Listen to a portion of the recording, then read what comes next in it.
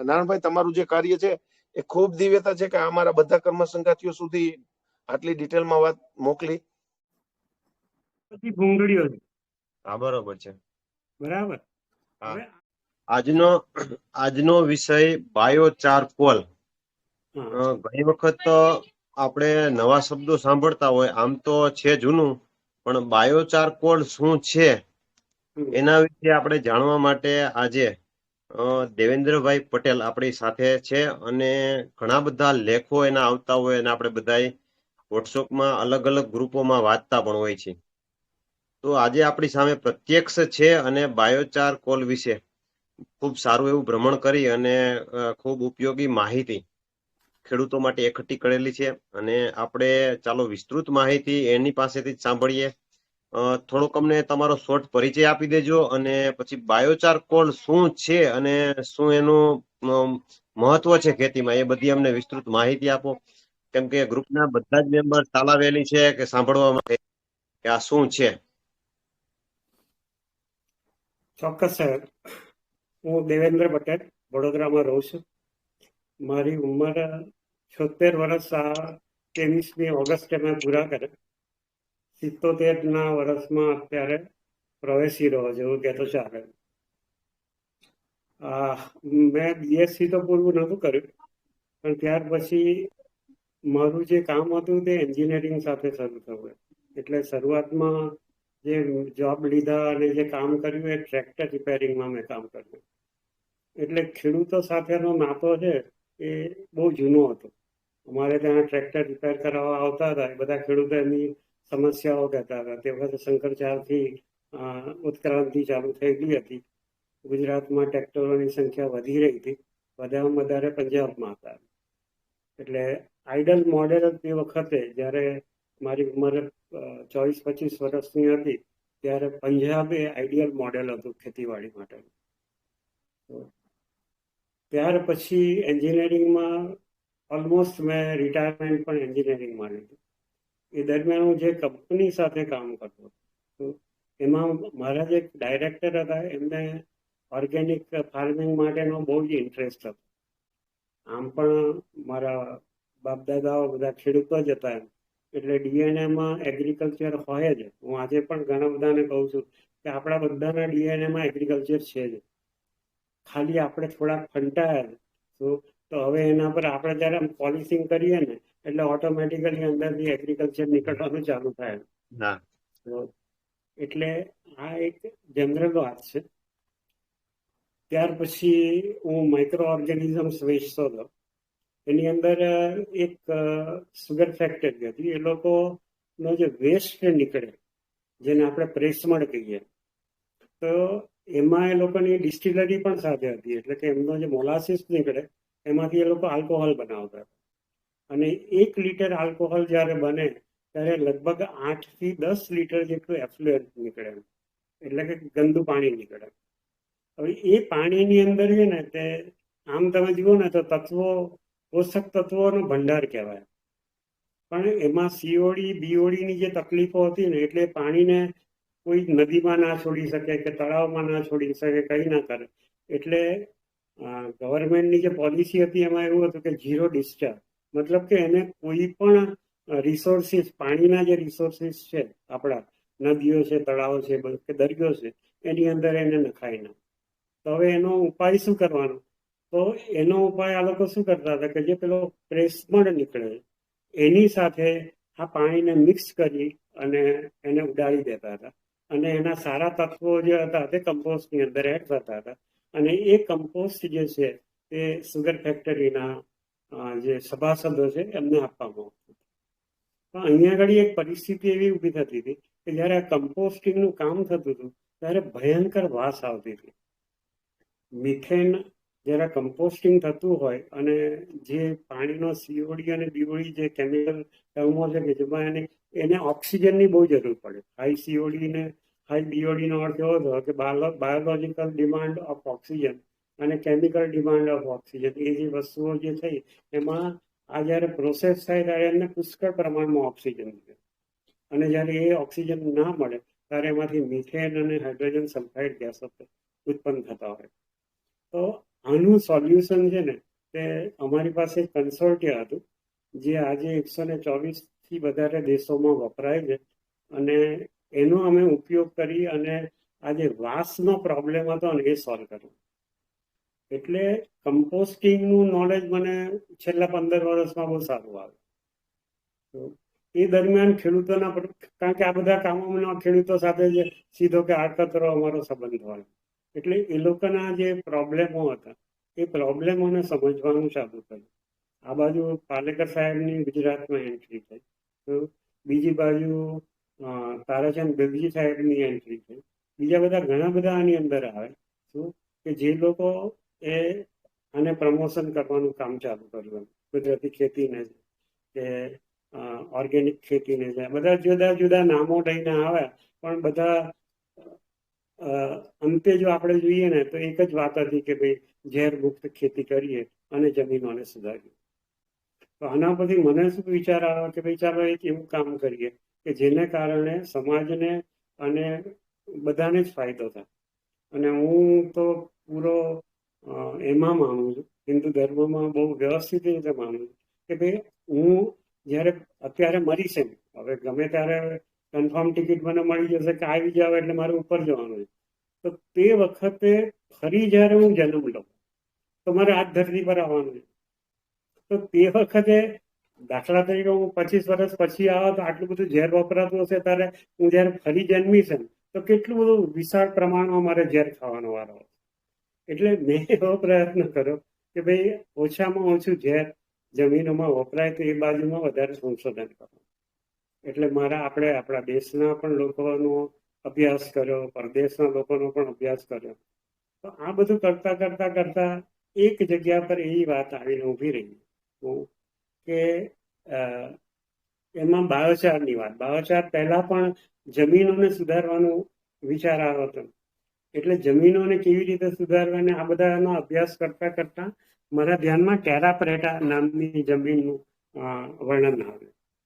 Terra પ્રેટા શબ્દ basically Portuguese word છે. એટલે જ્યારે પોર્ટુગીઝોએ બ્રાઝિલને બધા, એટલે દક્ષિણ અમેરિકા ઉપર વર્ષો પહેલા ચઢાઈ કરી, ત્યારે એમણે જોયું કે એમેઝોનના જંગલોમાં, નોર્મલી એમેઝોનના એરિયાની અંદર માટી પીળી હતી, પણ ઘણી બધી જગ્યાએ એ લોકોએ કાળી માટી. એટલે ટેરા પ્રેટાનો અર્થ એવો થાય પોર્ટુગીઝ લેંગ્વેજમાં કે બ્લેક અર્થ, કાળી જમીન. પણ આ જમીનો માણસે બનાવેલી છે, અને એ માણસે જે બનાવેલી જમીનો, કારણ કે હવે બ્રાઝિલનો એક એરિયા એવો છે કે જ્યાં આગળ સતત વરસાદ પડે છે. એમેઝોનના જંગલોમાં 365 દિવસમાં વધતા ઓછા લેવલે વરસાદ પડતો જ હોય ત્યાં. તો જ્યાં આગળ પુષ્કળ વરસાદ પડતો હોય તો ત્યાં આગળ જંગલો બહુ સારી રીતે ઉગે, તૈયાર થાય, પણ ત્યાં આગળ ખેતી ના થાય. કારણ કે ખેતી કરવી અને જંગલો એ બે વચ્ચે આસમાન જમીનનો ફરક છે. ઘણી બધી જગ્યાએ પ્રિન્સિપલો સરખા જ આવે, પણ છતાં પણ ખેતી કરવી એટલે કે એ આપણા કંટ્રોલમાં. જ્યારે જંગલો તૈયાર થાય છે એ ટોટલી કુદરતના કંટ્રોલમાં. એટલે ત્યાં આગળ આ જંગલોમાં ખેતી કરવા માટે એ લોકોએ તો પેલા ઝાડો કાપીને મેદાન બનાવે, પણ એ મેદાનમાં સતત વરસાદ પડવાને કારણે બધા જે ન્યુટ્રિશનલ વેલ્યુઝ આવે, તે વખતે જે પણ ખાતર નખાતા હશે તો એ બધા પાણી સાથે વહી જતા. આજે પણ આપણી આ સમસ્યા છે જ. આજે આપણે એકરે લગભગ દર વર્ષે આ વરસાદોની અંદર 2 ટન જેટલી જમીન છે ને તે આપણા ખેતરમાંથી બહાર નીકળી રહી, અને એ આપણને ખબર પડે. તમે જ્યારે પુષ્કળ, અત્યારે આ સિઝનમાં પુષ્કળ વરસાદ પડે, આપણા ખેતરોમાંથી જ્યારે તમે પાણી જોશો ને તો એ પાણી ક્લિયર કટ, જેવું વરસાદનું પાણી ચોખ્ખું છે એવું એ પાણી ખેતરમાંથી જ્યારે નીકળે છે ત્યારે એટલું ચોખ્ખું નથી, પણ એ ડોળું પાણી. ડોળા પાણીનો અર્થ શું થયો કે એની અંદર માટી ઓગળી છે, એની સાથે જે ઘુલનશીલ તત્વો છે એ પણ પાણી સાથે ઓગળ્યા અને પાણી સાથે બહાર નીકળી. પછી તળાવમાં ગયા, નદીમાં ગયા, નાલામાં ગયા, એમ કરતા છેલ્લે દરિયાની અંદર ગયા. એટલે જ્યાં જ્યાં આ કેમિકલ ફર્ટિલાઇઝર વાળી માટી ગઈ અથવા તો એના અવશેષો ગયા ત્યાં એને સત્યાનાશ કરવાનું ચાલુ કર્યું. હવે ફરી પાછા આપણે બ્રાઝિલની જમીન પર. તો બ્રાઝિલના આદિવાસીઓએ તે વખતે જે લાકડા કાપીને આ બધું કર્યું, એમને કઈ રીતે આ સિસ્ટમ પર પહોંચ્યા એનો તો આજ કોઈ પાસે એનો રેકોર્ડ પણ નથી અને એનો ઇતિહાસ પણ ખબર નથી. પણ એ લોકોએ બાયોચાર બનાવવાનું ચાલુ કર્યું. કુદરતી રીતે પણ એમને ઇન્ટ્યુશન્સ એટલે કે આત્મસ્ફૂર્ણા થઈ જશે, અથવા તો કોલસા એ લોકો જે ખાવાનું બનાવતા હશે તે દરમિયાન જે અગ્નિઓ લાકડાથી સળગાવીને એનો જે કચરો નીકળતો હશે એ નાખતા હશે, ત્યાંનો જે ફૂટારો થતો હોય એના પર એ લોકોનું ગણિત ચાલુ થતું હોય. તો એ રીતે એ લોકોએ આ કોલસાનો ઉપયોગ ચાલુ કર્યો. હવે કોલસો અને બાયોચાર આમ તમે જોવા જાઓ તો તમે જોશો તો બંને સરખા જ દેખાશે. ફરક ક્યારે આવશે કે જ્યારે આપણે બાયોચાર અને ઇલેક્ટ્રોનિક માઇક્રોસ્કોપની અંદર જોઈએ તો ત્યારે એ કેવું દેખાય એ પણ હું તમને બતાવું. એક મિનિટ વચ્ચે હું જરીક કહેવા માંગુ છું હા. કે બાયોચાર કોલસો એટલે એ વસ્તુ પેલા વેલા કેમાંથી બને ને એ જરીક કયો એટલે બધાને મગજમાં આવે. હું એ જ જગ્યા પર જઈ રહ્યો છું અત્યારે. એ મેં તમને કહું કે આદિવાસીઓએ શું કર્યું, જે લાકડા કાપ્યા ને, જંગલોના લાકડા કાપ્યા, વૃક્ષો કાપ્યા, તો એમાંથી એ લોકોએ બાયોચાર બનાવવાનું ચાલુ કર્યું. તો એમાં એક વસ્તુ કેવી ઊભી થઈ કે જ્યારે આપણા બધા દરેક ખેડૂતને ખબર છે તો કે કોલસો કેવી રીતે બનાવવામાં આવે. આપણે ત્યાં આજુબાજુમાં જ્યાં પણ કોલસો થતો હશે તો લાકડામાં થપ્પો બનાવી દેવામાં આવે, એની આજુબાજુ માટીથી બધું ઢાંકી દેવામાં આવે અને નાના અમથા લેવલની અંદર નીચે સળગાવવામાં આવે અને ધીમે ધીમે જે પણ એમણે વચ્ચે વચ્ચે હોલ બનાવ્યા હોય એને એ લોકો ઢાંકતા જાય અને ઓક્સિજન વગરની આખી વ્યવસ્થા ઊભી. પણ કોલસો અને બાયોચાર આ બે વચ્ચે એક નાનો અમથો ફરક છે. કોલસો નો ઉપયોગ આપણે સળગાવવા માટે, એટલે કે એનર્જી, કોઈ પણ વસ્તુને આપણે સળગાવીએ છીએ એટલે એમાંથી એક એનર્જી ઊભી થાય અને એ જે એનર્જી છે એનો આપણે કોઈક ને કોઈક રીતે એનો ઉપયોગ કરતા હોય. એટલે કોલસો એ એનર્જી માટેનો છે. તો એને આ લોકો ઓછા એટલે કે 350 ડિગ્રી સેલ્સિયસ ડિગ્રીની નીચેના તાપમાનમાં, એટલે કે 300 થી 350 ના લેવલ ઉપર જે થતું હોય ગરમીથી જે બનતો હોય તે કોલસો. જ્યારે બાયોચાર બને આ એ જ લાકડાને જો તમે ઓક્સિજન વગરના વાતાવરણની અંદર 600 ડિગ્રીથી 1200 ડિગ્રીની વચ્ચે ગરમ કરો તે બાયોચાર બને. હવે બાયોચારમાં ને કોલસામાં ફરક કેટલો રહ્યો કે કોલસાની અંદર તમે કોઈ પણ લાકડું જોશો અને આપણું જે સામાન્ય જ્ઞાન છે કે ભાઈ મૂળે તત્વો લીધા એ પાન સુધી પહોંચાડવા માટે દરેક થડની અંદર કેપિલરીઝ હોય, એટલે કે ઝીણી ઝીણી પાઇપો જેવું હોય. એવી જ રીતે પાંદડાએ જે બનાવ્યું શું એને તમે જ્યારે નીચે લાવો છો એટલે મૂળ સુધી જાય છે તો એને માટેની એક બીજી કેપિલરી, એટલે આ એકમાંથી ઉપર જાય છે, એકમાંથી નીચે આવે છે. આ બધી જે કેપિલરીઓ છે ને એ થડની અંદર ને ડાળીની અંદર ને બધાની અંદર આવતી હોય. તો એટલે એ ડાળી આ જે 600 ડિગ્રીનું જયારે ટેમ્પરેચર આપીએ છીએ ને ત્યારે કોલસામાંથી લગભગ બધી જ વસ્તુઓ ઉડી જાય. એક ખાલી કોલસો એટલે કે કાર્બન બચી જાય અને આ જે બધી નળીઓ હતી તો એ બધી નળીઓ ખુલ્લી થઈ જાય. હવે એ નળી ખુલ્લી થાય ત્યારે આપણી નળી આંખે તો દેખાતી નથી તો પણ એ જ્યારે ઇલેક્ટ્રોનિક માઇક્રોસ્કોપની અંદર આપણે એને જોઈએ તો કેવું દેખાય હું તમને એનું એક ચિત્ર બતાવું.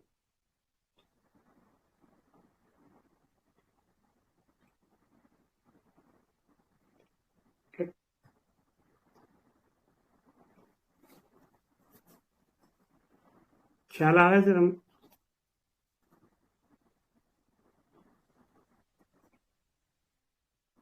ફોટો એક પેલા આવ્યો હતો ફોટો. હા આ બરોબર છે, આ દેખાય છે. એમાં હાવ આની બારીકે અંદર આ બધી ભૂંગળીઓ છે. હા બરોબર છે. બરાબર. હા હવે આ જ્યારે ભૂંગળીઓ એ થાય ત્યારે એ શું કામ કરે, હવે આપણે એના બાયોચારના સ્વભાવ પર જઈએ. બાયોચાર બનાવવાની માટેની વ્યવસ્થા કેવી થઈ કે ઓક્સિજન વગરના વાતાવરણમાં એને 600 ડિગ્રીથી વધારે ગરમ કરીએ એટલે બાયોચાર બને. હવે આ જે બાયોચાર બન્યો તે સ્વભાવે નેગેટિવ છે, એટલે કે ઋણ ભારવાળો. આપણા મોટા ભાગના જે તત્વો છે ને એ બધા પોઝિટિવ. એટલે શું કરે કે મેગ્નેટ જેવું કામ કરે. બાયોચાર નેગેટિવ છે. જેટલા પણ તત્વો છે બધા જે કામો કરે છે, તો એના જ્યારે પાણીમાં જ્યારે તત્વો કોઈ બી તમે કેમિકલ ઓગાળો ને તો એ આયનમાં વહેંચાય છે, પોઝિટિવ અને નેગેટિવમાં છે. એ બધા પોઝિટિવ તત્વો છે ને ત્યાં નેગેટિવ સાથે જોડી જાય. એટલે ગમે તેવા વરસાદમાં પણ છે ને તે એને એ ના થાય. મેગ્નેટ રાખ્યું હોય ને લોખંડનો ભૂકો હોય ને જે ચોંટી જાય તો તમે પાણી ધાર મારો તો પણ એ ના નીકળે, અથવા તો પાણીમાં મૂકી દો તો પણ એ છૂટું ના થાય મેગ્નેટ્સની સાથે જે લોખંડ ચોંટેલું છે. એવી જ રીતે બાયોચારને તમે મેગ્નેટ સમજી લો અને જે ન્યુટ્રિશન્સ છે એટલે કે બધા જુદા જુદા પોષક તત્વો છે એને તમે લોખંડનો ભૂકો સમજી લો તો એ એની સાથે ચોંટી જશે. એટલે ગમે તેવો વરસાદ પણ વરસશે ને તો પણ તમારા ખેતરના તત્વો ખેતરની બહાર નથી નીકળતા.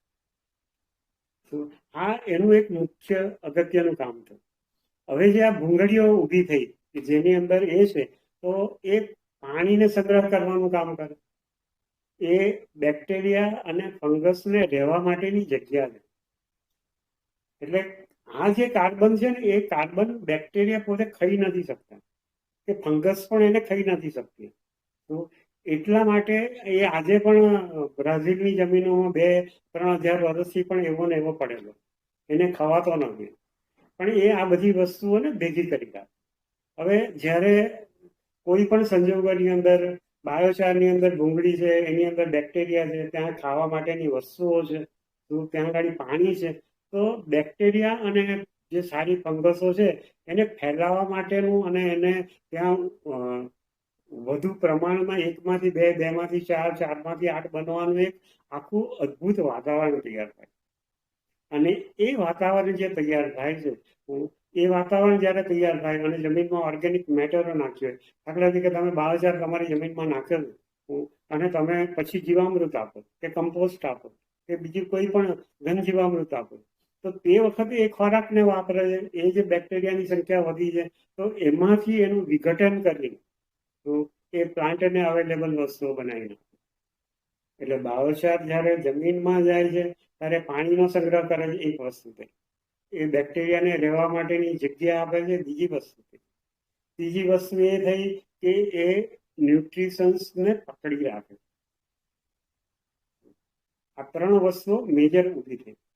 હવે આ બધાને કારણે જ્યારે આપણે બાયોચારને જમીનની અંદર મિક્સ કરીએ તો એક પરિસ્થિતિ કેવી ઊભી થાય કે જમીન છે ને એ જે કઠણ જમીનો હોય છે તો એમાં જગ્યા થવાની ચાલુ, અને એને કારણે જમીનની અંદર છે ને એ હવાની અવર જવર વધવાની ચાલુ.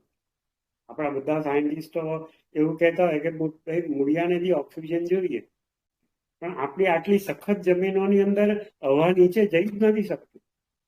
તો જ્યારે જમીનમાં હવા નથી જઈ શકતી ત્યારે વધારે પડતા રોગો ઉત્પન્ન થવાની, આપણે પછી પંપોમાંથી બહાર જ નહીં નીકળતા. અને આપણી બધી જ કમાણી છે ને સાહેબ, એ આ બધી કંપનીઓ વાળા લઈ જાય.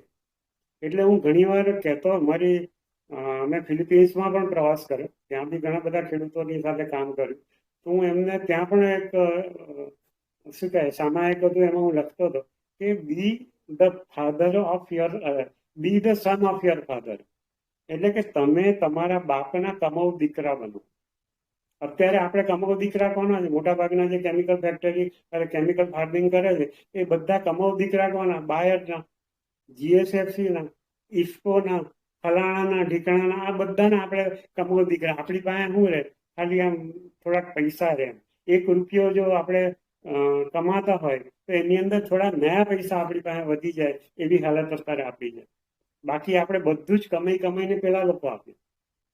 નોર્મલી તો કેવું કહેવાય કે અમારો કમાઉ દીકરો છે, એટલે આપણે એ લોકોના કમાઉ દીકરા છે, પણ આપણે આપણા બાપના કમાઉ દીકરા અત્યારે બિલકુલ છે જ નહીં. તો આપણે હવે આપણા બાપના દીકરા કમાઉ દીકરા બનવા હોય તો ત્યારે આ કુદરતી ખેતીની વાત કરવાની આવે. એટલે બાયોચાર તમને આ રીતે થયું, જમીનની અંદર ઓક્સિજનની લેવડ દેવડ શરૂ થઈ. પણ જમીનમાં એકલો ઓક્સિજન નથી જતો સાહેબ. આ જે હવા છે ને એની અંદર 78% તો નાઇટ્રોજન છે. તો એ ઓક્સિજન પણ જાય છે, નાઇટ્રોજન પણ જાય છે જમીનની અંદર. હવે આપણે જયારે એવું કહીએ છીએ કે આપણે જીવામૃત બનાવવું, અત્યારે જીવામૃત તમે બધા જાણીતા હશો, બરાબર? તો જીવામૃત બનાવ્યું તો જીવામૃતની અંદર પણ નાઇટ્રોજન ફિક્સિંગ કરનારા બેક્ટેરિયા છે. જે ફ્રી નાઇટ્રોજન જેને કહેવાય એને ફિક્સિંગ કરનારા બેક્ટેરિયા છે. તો એ બેક્ટેરિયાને જ્યાં સુધી નાઇટ્રોજન નહીં મળે ત્યાં સુધી એ કામ કેવી રીતે કરવાનું? નાઇટ્રોજન ફિક્સિંગ બેક્ટેરિયા તમારા જમીનમાં છે, પણ જો એને નાઇટ્રોજન જ નહીં મળે તો એ નાઇટ્રોજન પ્લાન્ટને અવેલેબલ નાઇટ્રોજન બનાવવાના કેવી રીતે? તો એને માટે જમીનમાં એક હવાની અવર જવરના રસ્તાઓ તો બનાવવા પડે. તો એ જે રસ્તા બનાવવાનું કામ છે ને તે બે રીતે થાય. જે જમીનોમાં એકલા બેક્ટેરિયા હશે ને સાહેબ, તે જમીનો છે ને તે હંમેશા બહુ સખત જમીનો, એટલે જમીનની અંદર એકલા બેક્ટેરિયા ના ચાલે. અત્યારે આપણે બધા બેક્ટેરિયા પાછળ કઈ ખબૂચીને વર્ગ્યા. પહેલા આપણે એનપીકે પાછળ પડેલા હતા, અત્યારે આપણે બેક્ટેરિયા પાછળ પડ્યા.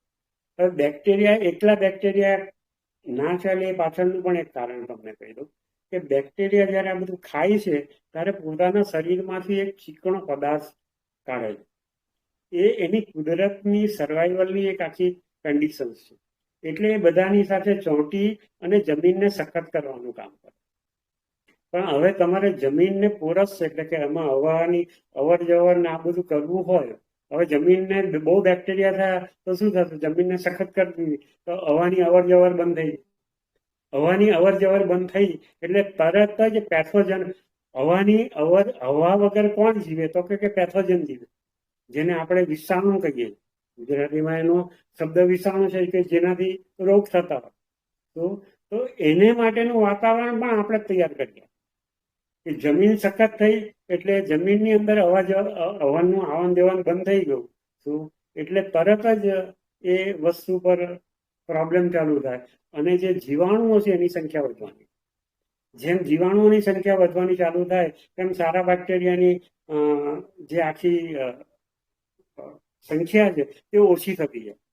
હવે તમે જો જોશો ને તો જેટલા સમજો તમે 100 બેક્ટેરિયાને લીધા તો 100 બેક્ટેરિયામાંથી 10 બેક્ટેરિયા, 100 બેક્ટેરિયાનો એક સમૂહ લીધો તેમાં 10 બેક્ટેરિયા સારા છે, આઈડિયલ કન્ડિશન કહીએ તો. 10 બેક્ટેરિયા છે તે ખરાબ છે, પેથોજન છે, અને 80 બેક્ટેરિયા એવા છે કે જેનું વર્ચસ્વ હોય ને એ બાજુ જતા અડુક દડુકિયા જેને આપણે કહીએ ને તે આયા રામ ને ગયા રામ વાળી વાત છે.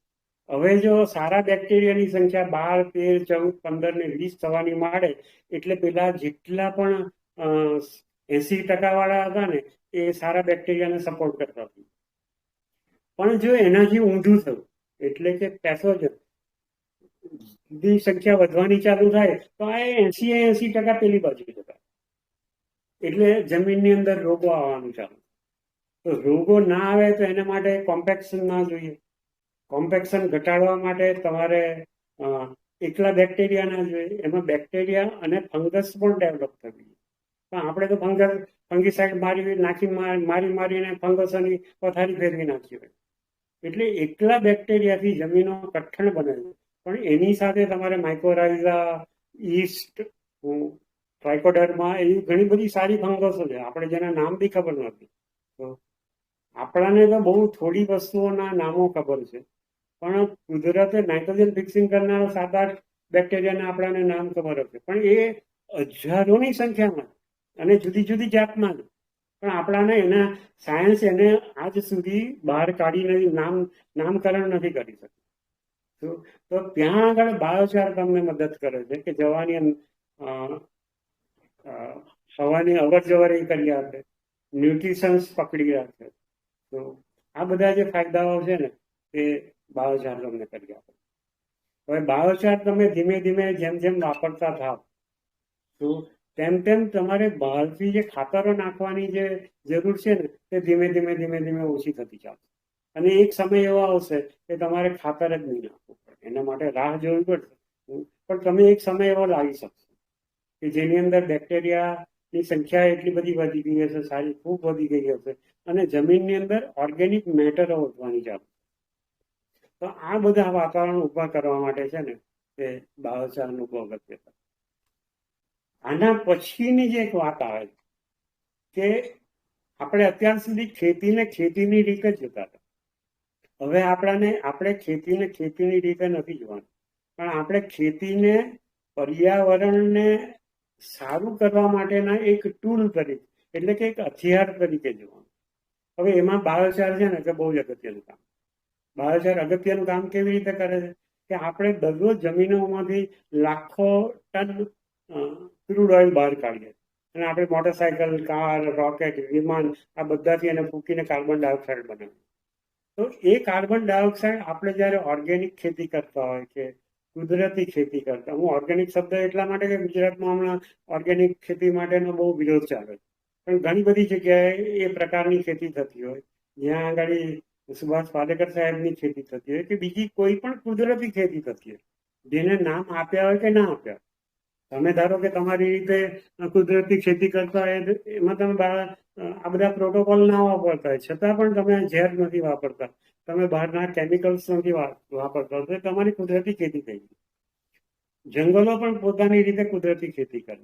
તો આ બધા દ્વારા જે કાર્બન જમીનની અંદર જાય છે ને, એ રિસાયકલ થાય. કારણ કે જેવો કાર્બન તૈયાર પાંદડાએ ફોટોસિન્થેસિસ, બીજું કે ખેતીમાં આપણે ફોટોસિન્થેસિસને તરફ કોઈએ ધ્યાન જ નથી. ફોટોસિન્થેસિસ થી જ આપણી ખેતી થાય. તમે જો વિચાર કરશો ને તો માણસે તો ખેતીમાં 5% ઓછી વસ્તુઓ નાખવાની. આપણે જો હોય 100%, આપણે 10 ક્વિન્ટલ જો ઘઉં પેદા કરવા હોય વીંગામાંથી, અને જો અમે 10 ક્વિન્ટલ નાખવાનું હોય તો આપણી હાલત શું થાય? એટલે કુદરતે ફોટોસિન્થેસિસની વ્યવસ્થાથી પ્લાન્ટનો 90% થી 95% ખોરાક તો પ્લાન્ટ પોતે જાતે જ બનાવી લે. અને તે પણ શામાંથી? તો કે પાણીમાંથી, કાર્બન ડાયોક્સાઇડમાંથી અને સૂર્યપ્રકાશમાંથી.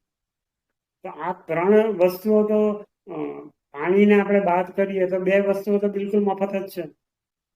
કાર્બન ડાયોક્સાઇડ મફત મળે છે, આપણે સૂર્યપ્રકાશ મફત મળે છે, ચોમાસામાં વરસાદનું પાણી મફત મળે છે. ત્યાર પછી આપણે જે પાણી આપીએ છીએ તો એનો નોમિનલ ખર્ચો આપણે સરકારને લાઇટ બિલ તરીકે આપીએ છીએ, તો પાણી પણ બહુ જ ઓછા ભાવે મળે. તો આ 3 વસ્તુઓ ભેગી થઈ અને 90% જેટલો પ્રોડક્શન તો પ્લાન્ટ પોતાની રીતે જ કરે. તો આ બધાની સાથે આપણે જોતા ફોટોસિન્થેસિસ ની પ્રક્રિયાથી જે તૈયાર થયું, જે કાર્બન તૈયાર થયો, એ કાર્બન જમીનમાં ગયો, એમાંથી થોડો ઘણો હ્યુમસ બનાવવામાં વપરાય, બાકીનો બેક્ટેરિયાએ ખાધો. જે હ્યુમસ થયો, તો હ્યુમસની લાઈફ લગભગ 100 વર્ષથી 500 વર્ષની ગણવામાં આવે. જો સારું હ્યુમસ જમીનમાં તૈયાર થયું, હ્યુમસ એટલે કે એવી ઓર્ગેનિક મેટર કે જે ફર્ધર ડિગ્રેડ નથી થતી, એના પછી એનું ડિગ્રેડેશન કે ડિકમ્પોઝિશન થતું નથી, એને હ્યુમસ કહેવાય. તો એ હ્યુમસની લાઈફ કેટલી? તો કે 100 વર્ષથી 500 વર્ષ એ જમીનમાં રહે. પણ જે બાકીનો જે કાર્બન છે, જે બેક્ટેરિયાએ ખાધો અને જે ઓક્સિજન મળે બેક્ટેરિયાને, એ તો CO2 થઈને ફરી પાછો જમીનની ઉપર જતો. તો એ સર્કલમાં રહો. પણ કાર્બન સંગ્રહને હવે આપણે શિયાળામાં અને ચોમાસામાં જેટલું હ્યુમસ બનાવ્યો, એ ઉનાળાની અંદર ઊંડી ખેડ કરીને પ્લાવ માર્યો અને હવાની અંદર એક્સપોઝ કરી નાખ્યું, એટલે એ ઓક્સિડાઇઝ થયું અને ફરી એ CO2 કાર્બન ડાયોક્સાઇડ બની જમીનમાં રહ્યો. એટલે આપણે આટલી બધી મહેનત કરીએ છીએ છતાં પણ આપણી જમીનોનો કાર્બનના પર્સન્ટેજ વધતા નથી. એનું કારણ એ આપણી ઉનાળામાં બહુ મોટી ખેડ છે. એટલે જે ઉનાળા દરમિયાન આપણે જો પાણીની વ્યવસ્થા હોય અને તે વખતે લીલો પડવાશ કરીએ સાહેબ, તો આપણી જમીનોના કાર્બન ધીમે ધીમે વધતા ચાલે. એટલે સમગ્ર રીતે આપણે હવે ખેતી લેવાની. તો જ્યારે પર્યાવરણને સુધારવાના ટૂલ તરીકે હું બાયોચારની વાત કરું છું, તો બાયોચાર તૈયાર થયા પછી 1000 વર્ષ જો પડી રહેવાનો હોય, ધારો કે મેં 1 ટન બાયોચાર મારા ખેતરમાં, અત્યારે આ છેલ્લા 4 મહિનામાં મેં વડોદરાની આજુબાજુમાં લગભગ 25 ટન જેટલો બાયોચાર ખેડૂતોને અવેલેબલ કરાવ્યો. અને એ બાયોચાર અવેલેબલ કરાવવાની અંદર મને સજીવન લાઈફ પ્રાઇવેટ લિમિટેડ નામની જે રાજકોટની સંસ્થા છે, નીતુબેન જેનું હેન્ડલિંગ કરે છે, એ લોકોને અહીંયા 2 યુનિટ હતા. એક પોર્ટ નજીક હતું, એક કરજણ નજીક હતું, અને ત્યાં એ લોકોએ ક્વોન્ટિટી મેથડથી એ લોકો બાયોચાર બનાવે. એ બાયોચાર મેં મારા ખેડૂતોને ત્યાં આગળ અપાવડાવ્યો અને એ લોકોએ આ વર્ષે બાયોચારનો ઉપયોગ ચાલુ કર્યો. બાયોચાર બનાવ્યા પછી ખેતરમાં વાપરવા માટે બીજી એક વ્યવસ્થા આવે છે, એક પ્રોસેસ કરવાનું થાય. તમે જો વિનુભાઈના વિડીયો સાંભળ્યા હોય, વિનુભાઈ વલમોરાનો, કારણ કે એ પણ તમારા ગ્રુપમાં બતાવો છે લેવલ આવે, તો એ ચાર્જિંગની વાત કરે છે, બાયોચાર ચાર્જ કરવાનો. બાયોચાર ચાર્જ કરવાનો અર્થ એવો થાય કે તમે બાયોચારને કમ્પોસ્ટમાં એડ કરો, કે તમે જીવામૃત બનાવો છો એમાં ડુબાડી દો, કે બીજી કોઈક બાયોગેસની સ્લરી છે એની સાથે તમે મિક્સ કરો અને ત્યાર પછી એને 10-15 દિવસ કે અઠવાડિયું રાખી અને ખેતરમાં. ચાર્જિંગ પાછળનું જે વૈજ્ઞાનિક કારણ એવું છે કે મેં એમ કહું કે બાયોચાર એ મેગ્નેટનું કામ કરે. તો તમે બાયોચાર બનાવો અને સીધો ખેતરમાં નાખી દીધો તો ખેતરમાં જેટલા પણ પોષક તત્વો હશે ને એ બધાને બાયોચાર ખેંચી લે અને તે વખત તમારો જે ઊભો પાક છે ને એને તત્વોની તાણ એટલે કે અભાવ ઉભો થશે અને ત્યાં તમે વધારે મુશ્કેલી ઉભી કરશો. પણ જો હું બાયોચારને પહેલેથી તત્વવાળા બનાવીને જો જમીનમાં નાખું તો આખી પરિસ્થિતિ બદલી. બાયોચારની સાથે જ્યારે તત્વો જોડાતા હોય તો એ કેવા લાગે તે પણ હું તમને બતાવું.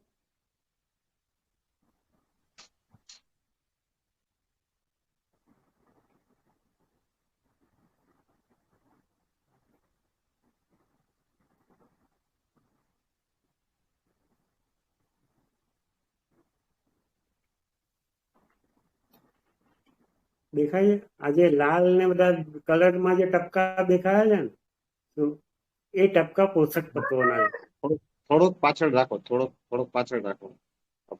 દેખાતો તો પાછળ દેખાતું બંધ થઈ ગયું. દેખાય તો છે પણ મિરર જેવું થઈ ગયું છે. બરાબર છે, દેખાય છે હવે? ના, એ પાછું ઓલું થઈ ગયું છે. ઇકો પ્રોબ્લેમ થઈ ગયું ને, તમે બાજુમાં લઈ આવ્યા એટલે હવે ઓલું થઈ ગયું છે, ચિત્ર ઓળું દેખાય છે. પેલા વ્યવસ્થિત દેખાતા હતા. તમે હાવ લઈ લ્યો ને, બાજુમાંથી લઈ લ્યો. હાવ પેલા લેપટોપ છે ને, હાવ લઈ લ્યો ત્યાંથી. હવે જરીક હવે રાખો જેટલે દેખાશે. ચિત્ર વયું ગયું.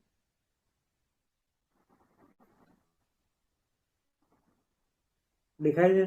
હવે પાછું મિરર આવવા માંડ્યું છે. હવે નથી દેખાતું વ્યવસ્થિત. તમે હાલો નહીં તો આપણે ચિત્ર એ તો ફોટો પછી મૂકી દેવું ગ્રુપમાં, તમે શેર કરી દેજો. આ દેખાય છે હવે? હા, એ ઓલું મિરર જેવું થઈ ગયું છે. ઓકે, કઈ વાંધો નહીં. ફોટો એના બે સેન્ડ કરી દેજો, પેલાના ને એટલે પછી. તમે એને ચાર્જ કરીને જયારે જમીનની અંદર નાખો છો ને તો તમારી ખેતી છે ને જમીનની અંદર કોઈ ડિસ્ટર્બન્સ નથી આવતું અને પાકને કોઈ એની અસર નથી થતી. ઉલટા પાકને એનાથી ફાયદો થવાનો ચાલુ. હવે જ્યારે તમે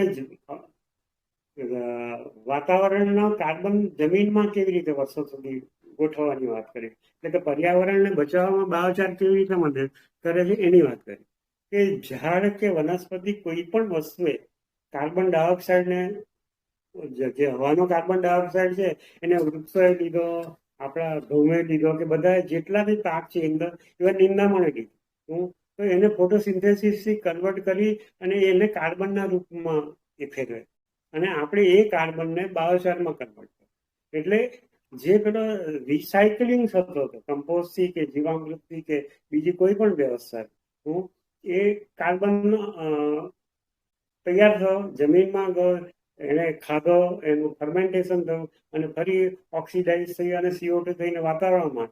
એને બદલે બાયોચાર બનાવીને જ્યારે તમે કાર્બનને જમીનની અંદર સ્ટોર કરો છો ત્યારે તે હજારો વર્ષ સુધી ત્યાંનો એવો ને એવો પડી રહે. એટલે જેમ જેમ આપણે જમીનોની અંદર બાયોચાર વધારવાના ચાલુ કરીશું તેમ વાતાવરણમાં જે કાર્બન ડાયોક્સાઇડ છે ને એ ઓછો થતો જાય. એટલે વાતાવરણના કાર્બનને આપણે જમીનની અંદર ડમ્પ કરવાનો અને એને માટેનો સરળમાં સરળ ઉપાય છે તે બાયોચાર. આપણે બાયોચારને આ રીતે ઓળખવાનું. બાયોચાર જમીનમાં ખેડૂતને ફાયદો કરી જ આપવાનો.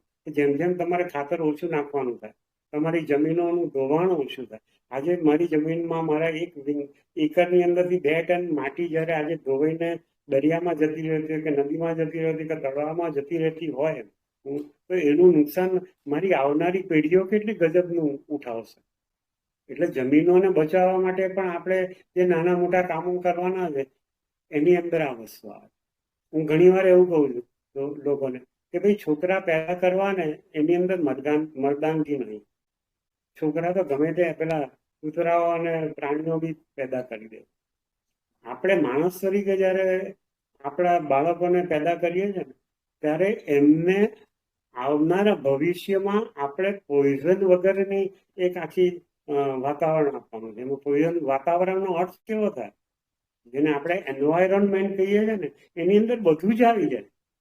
એમાં જમીન આવી જાય, એમાં માટી આવી જાય, એમાં પાણી આવી જાય, એની અંદર હવા આવી જાય. આ બધી વસ્તુઓને જયારે આપણે ભેગી કરીએ છીએ ને ત્યારે પર્યાવરણ નામનો શબ્દ તૈયાર.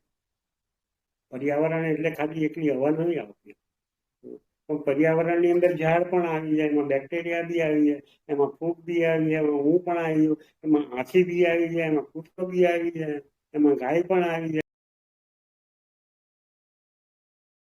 એમાં વિલાયતી ગાય પણ આવી જાય. એટલે આ બધા જ ભેગા થઈ અને બનાવે. આજે જંગલો આટલા બધા ડેવલપ છે સાહેબ, તો એની અંદર આપણી દેશી ગાયો કેટલી છે? ભાગ્ય જ હશે. અથવા તો જે આદિવાસીઓ રહેતા હશે એમની પાસે હશે, પણ પૂરા જંગલની અંદર રખડવાની અંદર તો ગાયો છે જ નહીં, છતાં બી જંગલો અદભુત કામ કરે. એટલે આપણે જે કુદરતને ઓળખવાની જે પદ્ધતિ છે ને એ બદલવાની પડશે. એવી રીતે આ વાત છે.